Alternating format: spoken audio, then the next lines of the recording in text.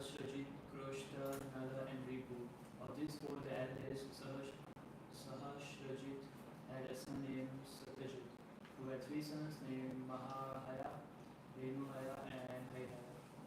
The son of Ahaya was Dharma, and the son of Dharma was Netra, the father of Kunti. From Kunti came a son named Sohanji. From Sohanji came Mahisman, and from Mahisman, Bhadrasenaka.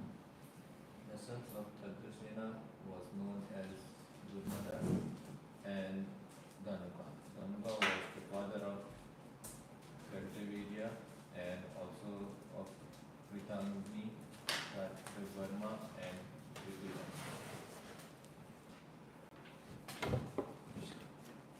The son of Kritavirya was Arjuna.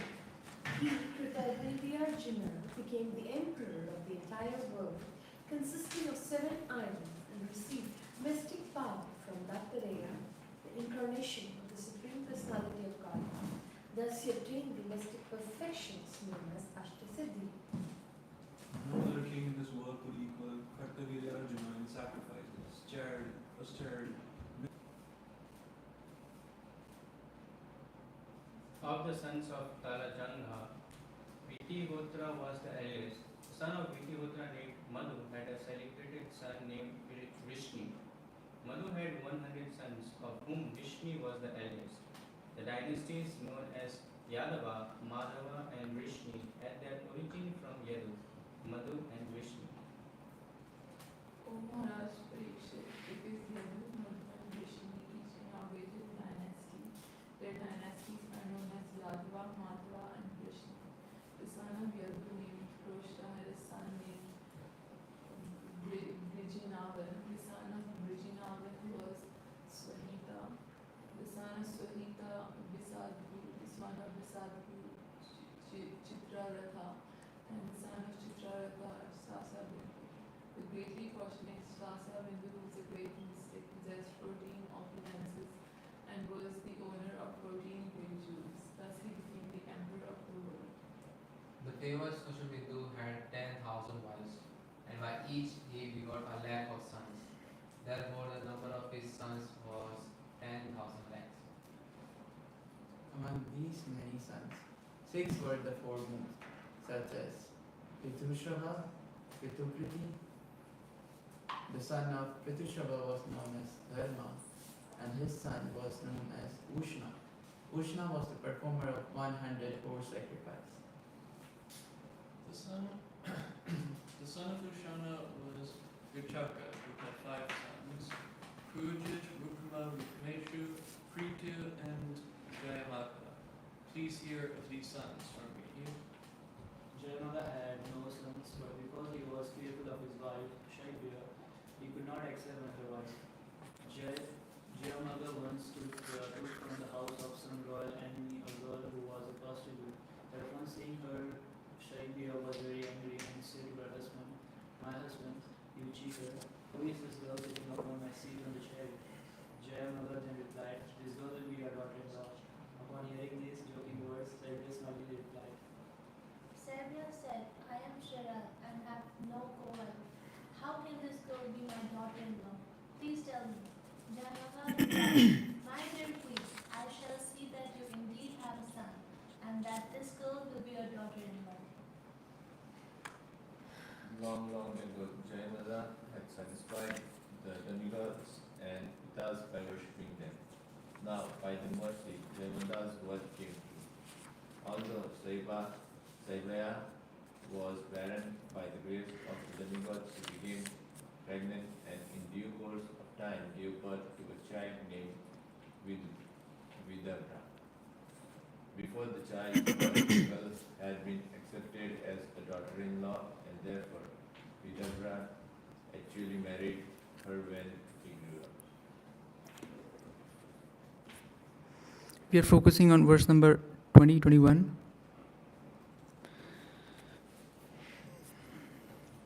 Yatravartino Bhagavan Paramatma Narakritihi Yado Sahastra Jit Krishta Nalo Ripuriti Shrutah Chatvarah Sunavastatra Shatajita Prathamatmajah Mahahayo Renuhayo Hayah Hayasheti Tatsutah. Word by word, we can speak it all together. Yatra, wherein, in which dynasty, Avitranah descended, Bhagavan, the Supreme Personality of Godhead, Krishna, Paramatma, the Super Soul of all living entities, Prakriti, a person exactly resembling the human being, Yadu, of Yadu, Sajit, Astrajit, Shta, Nala, Ripu, Taha, 4 sons, Putra, within.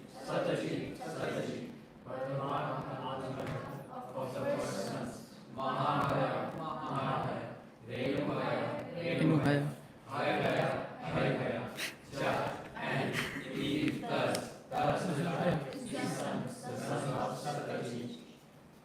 Translation altogether, please. The Supreme Personality of Godhead, Krishna, the Super Soul in the hearts of all living entities, descended in his original form as a human being in the dynasty or family of Yadu. Yadu had 4 sons named Sahasrajit, Roshta, Nala, and Ripu. Of these 4, the eldest, Sahasrajit,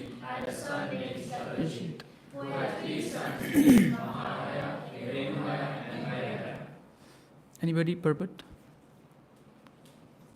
As confirmed in Srimad Bhagavatam 1.2.11, Adamdita Tattvadas Tattvam Yajnanam Avyaya Yameti Paramatmeti Bhagavaniti Shabdate. Learned transcendentalists who know the absolute truth call this non-dual substance Brahman, Paramatma, or Bhagavan. The majority of transcendentalists understand only the impersonal Brahman or localized Paramatma, for the personality of Godhead is very difficult to understand. As the Lord states in Bhagavad Gita 7.3, Manushyanam sahasreshu kashchid yayati siddhaye yatatam napi siddhanam kashchid maheti tattvam. Out of many thousands among men, one may endeavor for perfection, and of those who have achieved perfection, hardly one knows any truth. The yogis and dhyanis, that is, the mystic yogis and the impersonalists, can understand the absolute truth as impersonal or localized. But although such realized souls are above ordinary human beings, they cannot understand how the supreme absolute truth can be a person. Therefore, it is said that out of many siddhas, the souls who have already realized the absolute truth, one may understand Krishna, who exactly resembles a human being, miraculously. The human form was explained by Krishna himself after he manifested the Virat Rupa. The Virat Rupa is not the original form of the Lord. The Lord's original form is Vibhuja Shamasundara, Murlidhar, the Lord with 2 hands, playing the flute. Yam Shamasundaram Achintaya Gunaswarupam. The Lord's form are proof of his inconceivable qualities.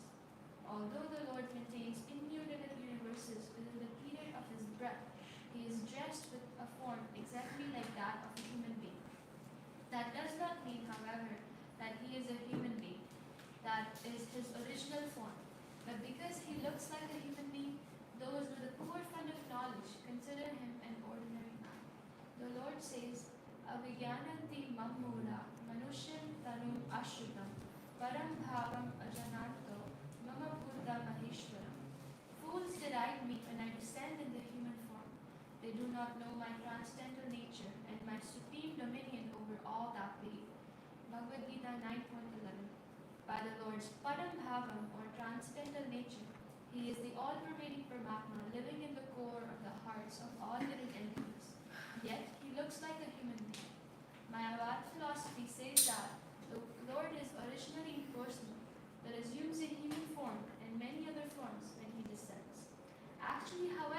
proportionally like a human being, and the personal Brahman consists of the rays of his body. Yasya Prabhava Prabhavato Jagat Andakoti. Hare Krishna. Okay. Vancha kalpataru. It's almost time. Okay. So, I was reading this verse, and yesterday was Srila Rupa Goswami's disappearance day, and I thought of dovetailing this purport to Srila Rupa Goswami's glories, and we'll understand the purport too and the glories of Rupa Goswami. I was reading.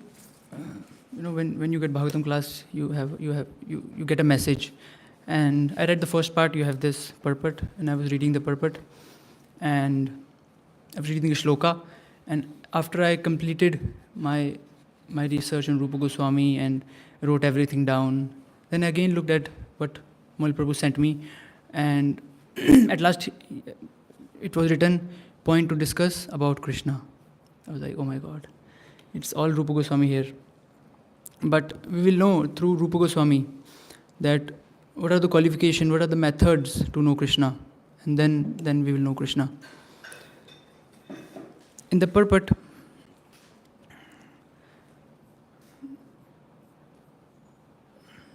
it is written that for the personality of Godhead is very difficult to understand. So we have heard this thousands of times that we cannot understand Krishna. Still we glorify Krishna. Still we discuss about Krishna. In Vaishnav Sangha also, Vraj Bihari Prabhu talked about Achintya Veda Ved. So for the first word, Achintya, we cannot, Achintan, which we cannot think of. What we should, when we pray to Krishna, so there is a beautiful song of Srila Rupa Goswami where he is praying to Krishna. There is also a way to pray to Krishna. We even don't know the way to pray to Krishna. That's why we have so many songs, so many bhajans of acharyas. Actually know the method how to pray to Krishna. There is a beautiful bhajan called as Krishna Deva Bhavantam Vande. Srila Rupa Goswami clearly describes. I liked how beautifully he describes about what is my qualification and who are you. What is my qualification in every line. For example, in first line, he says, Yadyapi samadhishu vidhirapi pashyati na tava nakhagra marichim idam ichhami nishamyatavachut tadapi kripadu tavichim yadyapi samadhishu. Even though Brahma is sitting in trance, trying to see you, trying to have your darshan, but na tava nakhagra marichim, he is not even getting the realization of nakhagra, of your front part of your nak, of your toes, of your nails. He's not even reaching that point. So who are we? So he's glorifying Krishna like this. And in the second line, okay, who are you? Parameshwarata tadapi tavadhik. No, not that one. Yes. This one? No, up, number one. Idam ichhami nishamyatavachyut tadapi kripadu tavichim. But I know your standards. Not even Brahma can satisfy you. But here I am, idam ichhami. But my ichha, what do you call it, ichha? Ichha in English? Desire. Yes, my desire that you are Parmeshwar and my desire is to see you. And how it is possible? Tadapi kripadu tavichim, by your kripa. So whole point of knowing Krishna, whole point of how to pray that we know you is described here. In second para, it's very beautiful.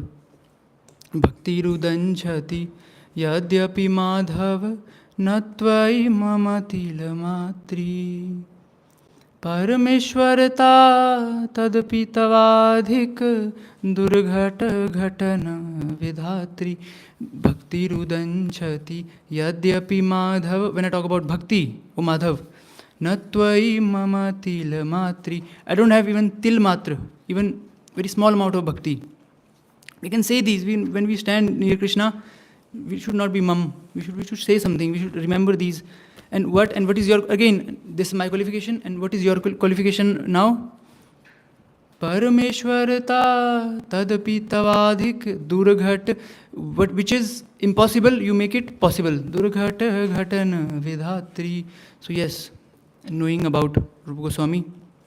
Going forward, we discussed already about how to pray and how Sri Rupa Goswami prayed to Krishna, about how he felt, who he is, and who Krishna is. And another method to know Krishna is, it is written here, the translation of second shloka, that hardly one knows me in truth. In the glories of Srila Rupa Goswami, it is mentioned in his pranam mantra also. Who knows Rupa Goswami? Who knows Chaitanya Mahaprabhu, or who knows Krishna? What is his pranam mantra? Sri Chaitanya, yes. Rupa Goswami's pranam mantra. Sri Chaitanya Manobhishtam. He knows his heart. And I was reading an article about Sri Rupa Goswami and why he was capable of doing so many things. Why he was able to know Mahaprabhu's heart.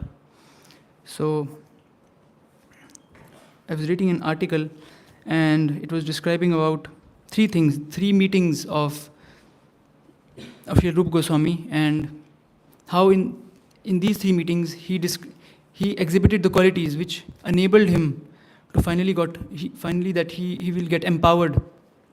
In first meeting at Ramkeli, when Mahaprabhu met Sri Rupa Goswami and Sanatana Goswami, and there he got humility. There he showed humility.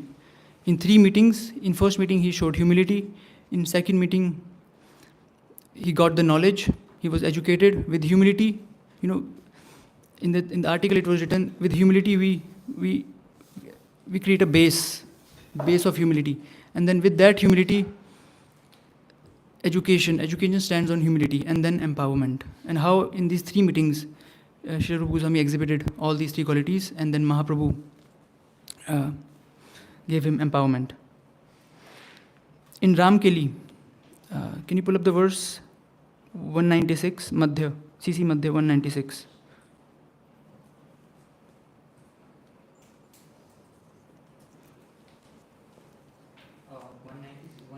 1.196.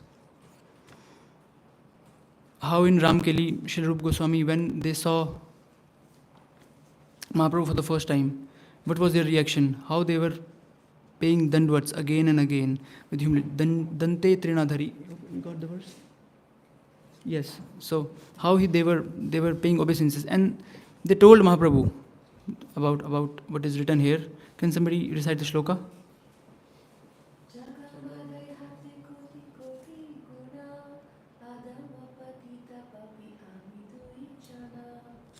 Translation? Yes, translation. We too are millions and millions of times inferior to Jagai and Madai. We are more degraded, fallen, and sinful than they. Yes. And not only this, there is a phrase that mukhe boli, not just speaking through mouth. If we go forward, in Madhya 19.53, in Prabhupada, Srila Prabhupada is describing about qualities of Jagai and Madai, and how Rupa Goswami and Sanatana Goswami, with full proof, they were not just saying it with heart. They had all the evidences that we are degraded than Jagai and Madai. When we exhibit our humility, we should be practical. We should exhibit all the. For example, if I think about myself, yes, I know all the examples that can easily disqualify me as a Vaishnava. We should have just not speak it. We should actually have full conviction about why we are degraded. Oh, I'm so fallen, and we should know our qualification. Is this 19.53 Madhya? 1953,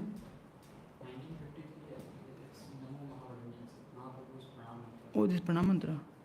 Oh, I don't know where it went, but yeah, in the purport of one of the verses of Chaitanya Charitamrita, Prabhupada was describing that how Jagai and Madai was from a Brahmin family, how they bathed in holy rivers.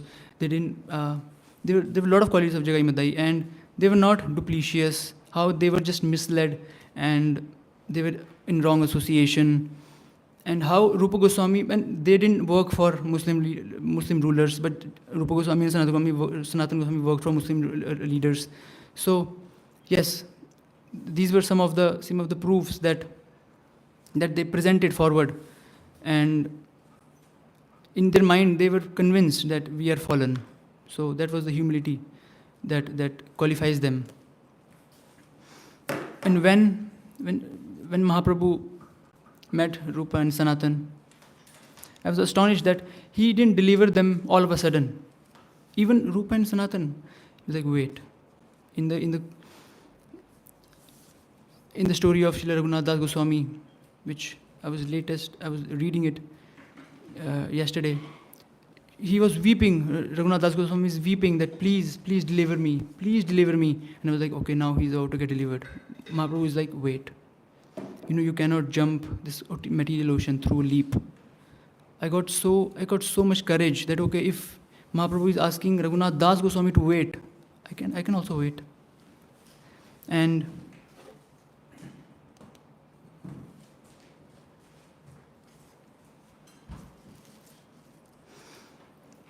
Srila Rupa Goswami, there is a beautiful story of how Srila Rupa Goswami was inspired to leave everything. Of course, he was filled with rasa, and he was somehow continuing to do service for the king. And it is described that when he was going, so king called Rupa Goswami, and when he was going through the path in his palanquin, there were, you know the story? So he was going through palanquin. There were guards around him. They were, holding the flames, and even in palanquin was worth millions. There were gold all around, and inside was sitting Srila Rupa Goswami. And when he was walking, and there were water all around because it was raining, and they were creating a lot of sounds. In nearby house, there was a washerman, and he was asking his wife. He was asking his wife that, who is this in this rain, in this havoc?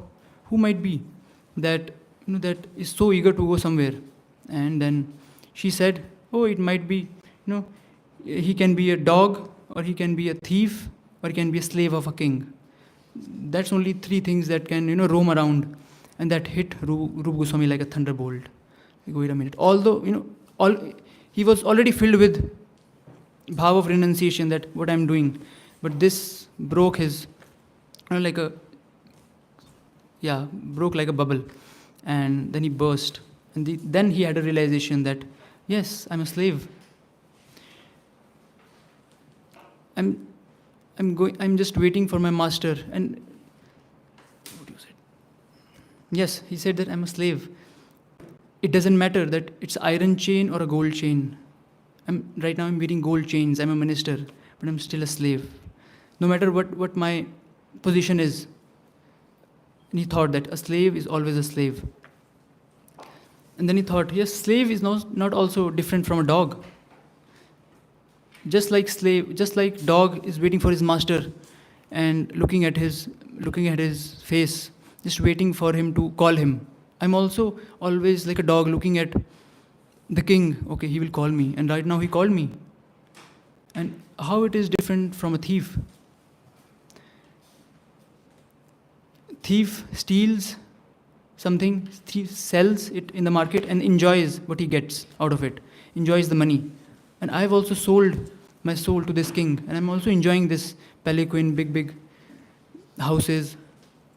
So it struck Srila Rupa Goswami.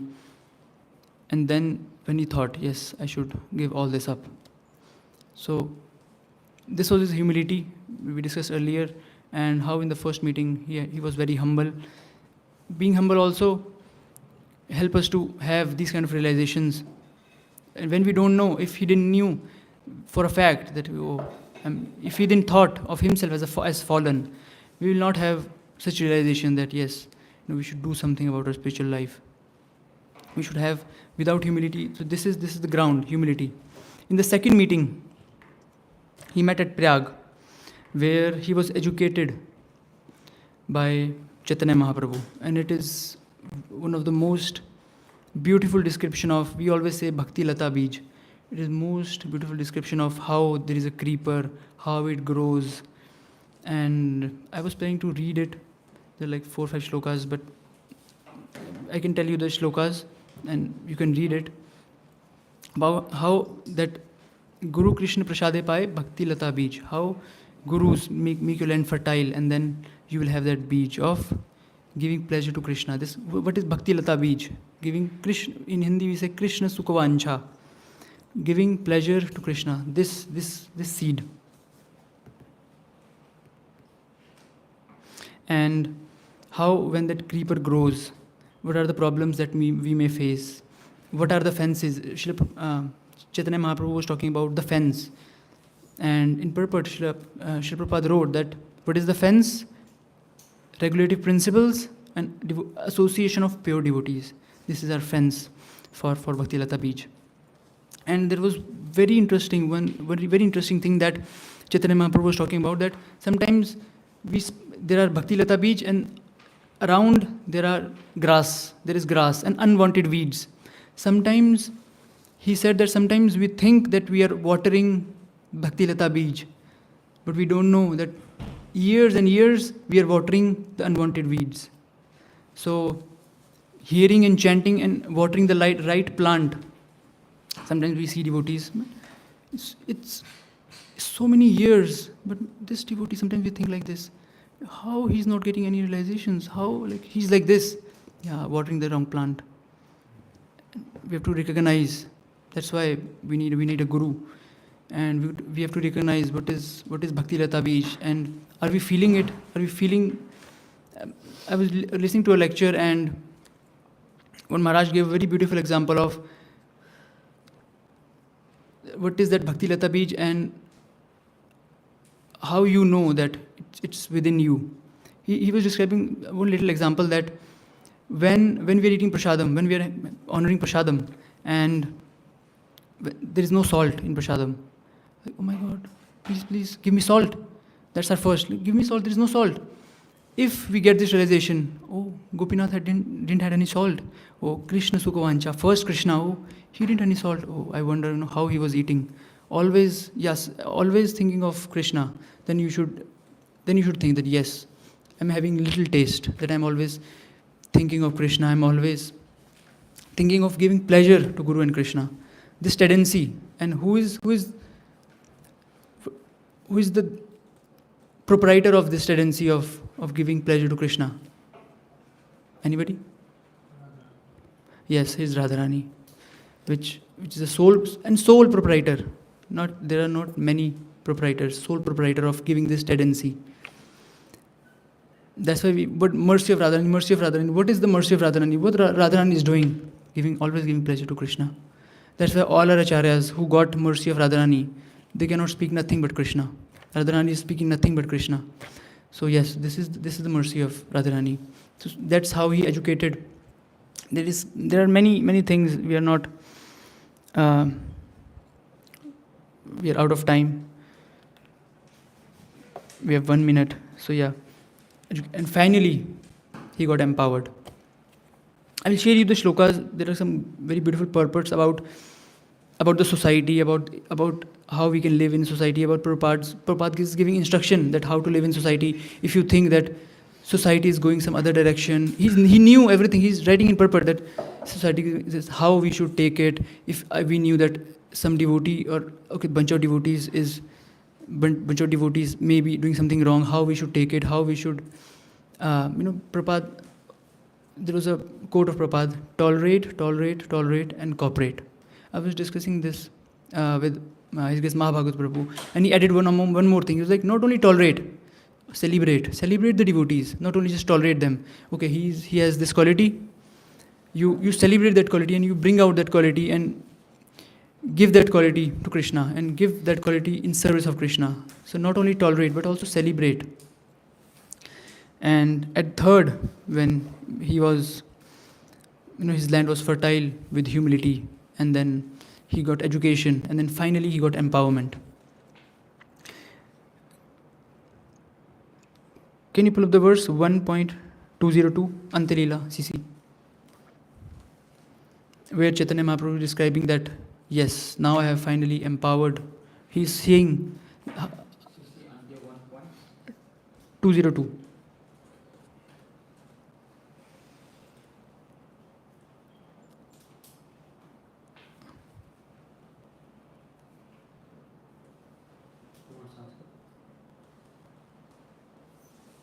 Yes, anybody?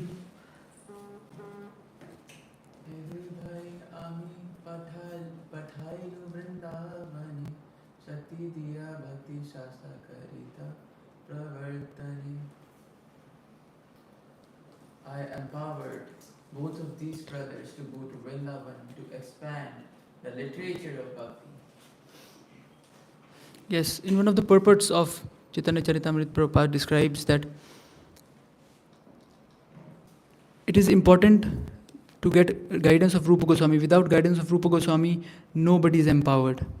And we see, I was reading how Srila Prabhupada was empowered by Rupa Goswami.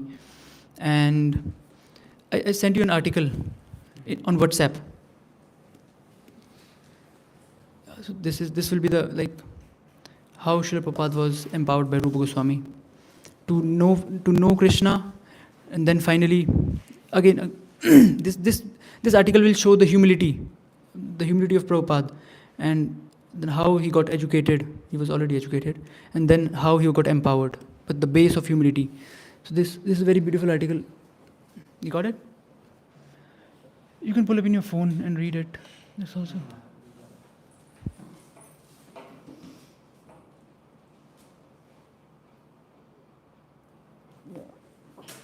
So there was a. So we can read it. It's last. Anyone? Yes. Sripal Hridayananda Babaji Maharaj was born in Radhapur and has been Pujari for 17 years. He lives next to the Radha Damodar temple. When at the beginning of an interview, Babaji Maharaj was asked if he knew Srila Prabhupada, he began to cry. He said, "Never have I seen anyone do sadhana as he did. I have lived all my life in Braj, and I have never seen anyone like him. Prabhupada did many arduous things. He worked very hard there at the Radha Damodar temple. At that time, it was austere, undeveloped, and very muddy and dirty, and with no facility." Yes. Somebody else.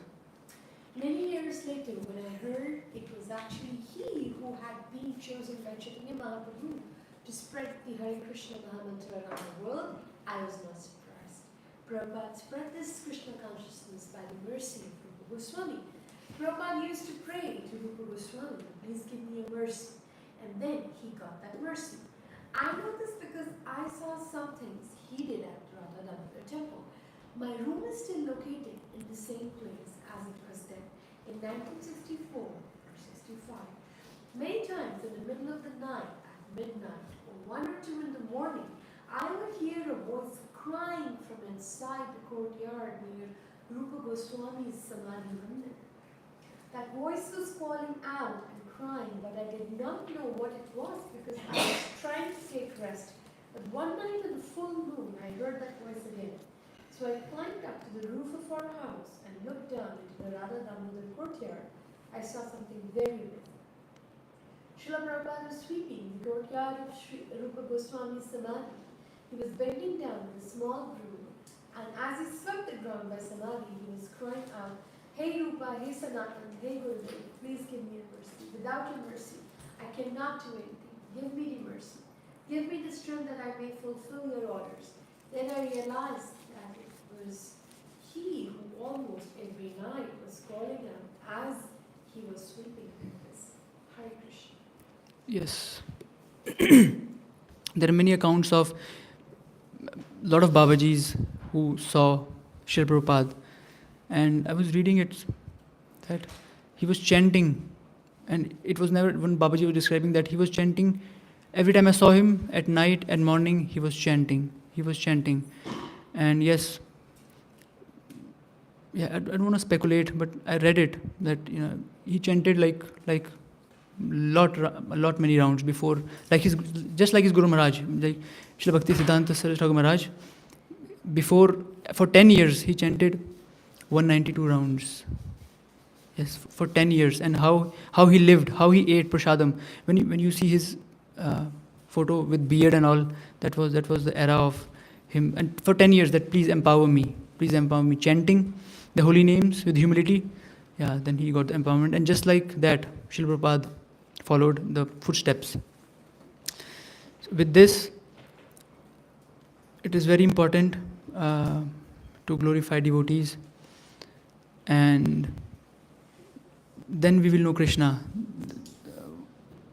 When our land will get fertile with, we say sadhu sangha sarva siddhi hoy, which love matra sadhu sangha sarva siddhi hoy. What sadhu sangha?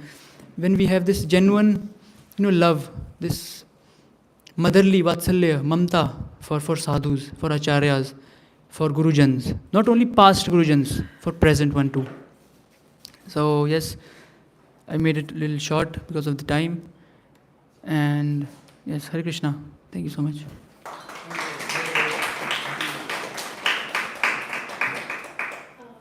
Can we do question answer at breakfast table? It's late. Yes.